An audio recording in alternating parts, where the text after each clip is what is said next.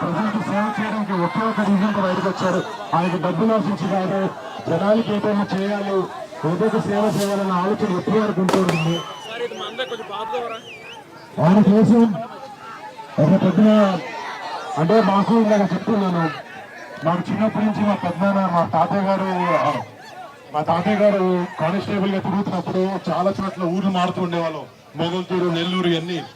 ఇప్పుడు హైదరాబాద్కి వెళ్ళి ఇండస్ట్రీలో సినిమా స్టార్ట్ చేసిన తర్వాత మాకంటూ ఒక సొంత ఊరు ఏంటంటే చెప్పుకోవడానికి లేదు.